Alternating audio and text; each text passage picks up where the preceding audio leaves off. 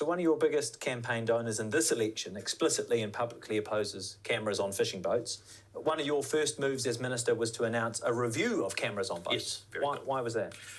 Well, sadly, the industry have now changed their tune, and they feel that actually, in order for their social licence to be expanded, cameras on boats is an important feature. Why is that sadly?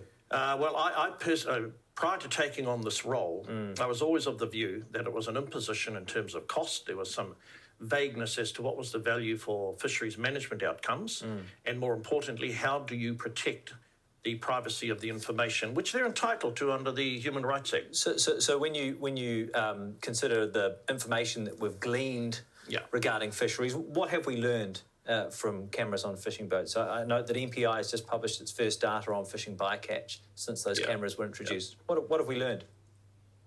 Oh, well, obviously it's providing a lot more accurate information, although the modelling on dolphins and seals and other critters was by and large accurate.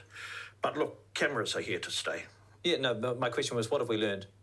Well, I'm imagining that what we're seeing is up-to-date images as to what is the effect of various fishing practices on the local ecosystem. What's happened is since they introduced cameras on boats, all of a sudden, all of the reported bycatch has massively increased, which is very strange. So there's been a 7-fold increase in reported dolphin catches, a 3.5-fold increase in albatross interactions, a 46% increase in reported fish discards. Why do you think that's happened?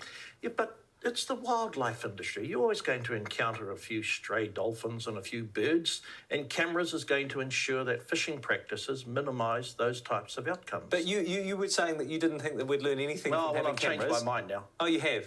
Well, I until such time we work out who's going to pay for it, how's it enhancing management outcomes, and which obviously it's pretty enhancing it now. It's led to a 46% increase in reported fish discards and a 700% increase in reported dolphin catches. When you're talking about fish discards, we're actually dealing with that problem through discard policy, and we're going to change the regulations in that regard. These weren't being reported before. We didn't know this. We didn't have this data before cameras on boats. All of a sudden, fisheries were being a little more honest than previously. You've got to look to the future. We can't saddle ourselves with apocryphal tales from the past. That's not for the future. That's not where New Zealand's future lies. Do you support